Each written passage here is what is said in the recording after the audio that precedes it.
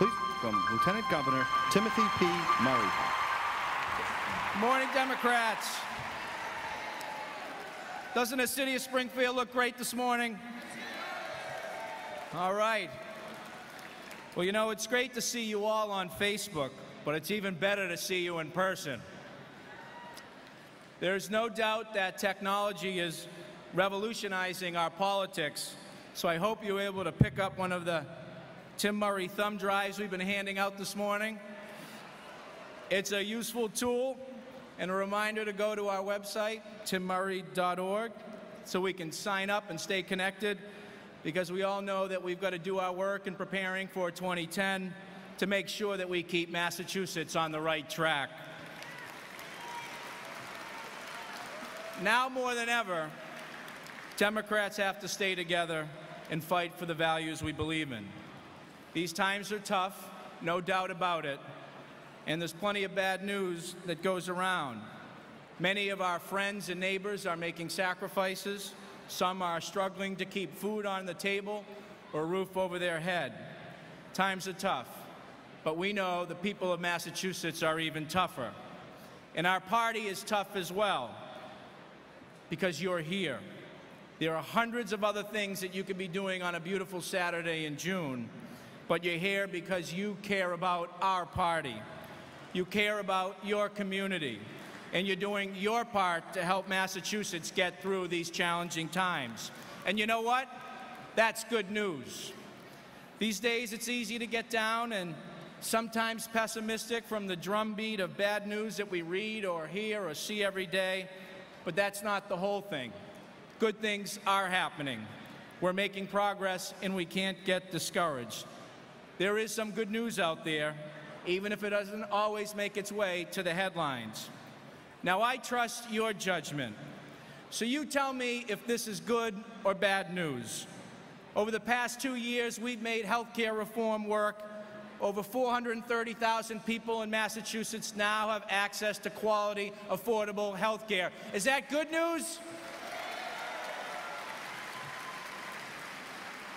After 16 years of neglect, we're rebuilding our road, bridge, and rail infrastructure, putting people to work, and creating growth for our economy. Is that good news or bad news?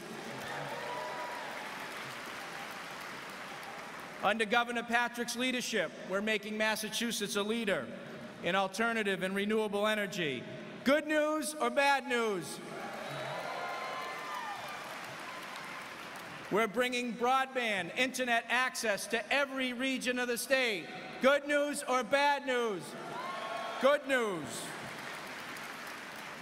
See, I knew you were right. There is some good news, but that's not all.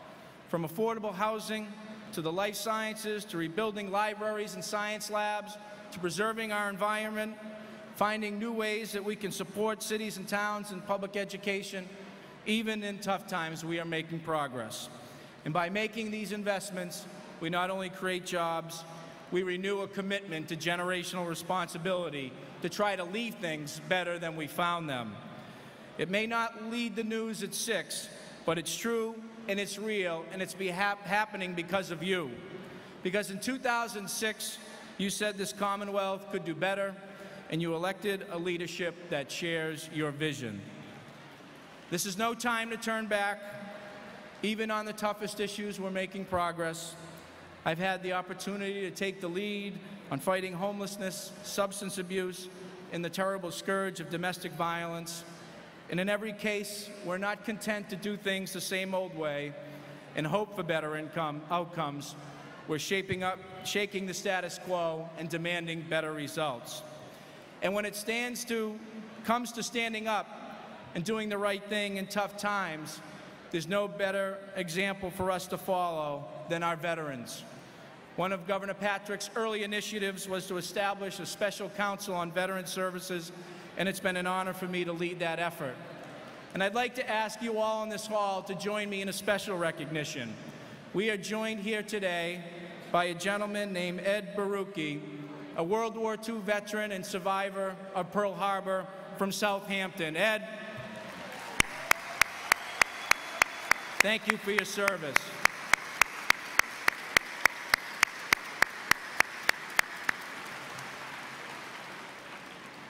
This day, June 6th, is the 65th anniversary of the D-Day invasion, when what has become to be known as the Greatest Generation began the liberation of Europe to secure the freedom of the world. As we mark that historic moment, we also must renew our commitment to the current generation that is defending our country in the face of modern weaponry and far-flung enemies. This generation of veterans is achieving greatness on their own, and we must support them, both when they serve and when they come home. And we, as Democrats, are doing that. Yes, these are tough times. We have challenges to overcome, and things may get a little tougher. But I want you to know that each and every day, Governor Patrick and I are working to promote Massachusetts and work its way through this economic crisis. And in doing so, pushing the progressive, common-sense values that are important to all of us as Democrats. So I ask you to stay hopeful, to stay engaged, spread the word on the good work that is being done, because having a Democratic administration does matter. It matters because we believe that education is the great equalizer and that all people should have the chance to succeed. It matters because we believe that all people should have the freedom to live as they wish, to marry who they wish, and to grow old in healthy dignity.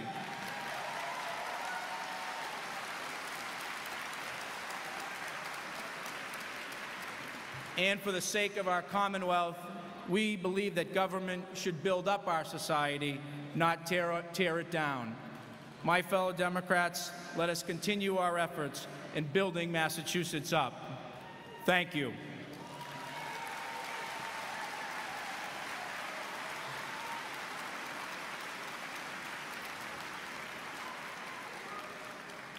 Now it's my pleasure to introduce our next speaker. A friend from New Bedford recently said to me that it's easy to be the captain of a ship when the sun is shining and the seas are calm. But the true test of leadership comes when a storm is raging and the ship is in peril. Today, at the helm of this ship of state, we have a strong and earnest leader who is steering us through a pounding economic storm. And when the winds finally calm and the dark clouds are broken by the light of a bright new day, we will see that Massachusetts has come through in good shape, in good spirits, ready to sail on to an even better future because of his leadership. Ladies and gentlemen, fellow Democrats, it's my honor and privilege to present to you the Governor of the Commonwealth of Massachusetts, Deval L. Patrick. It's never too late to try. What have you done today to make you feel proud?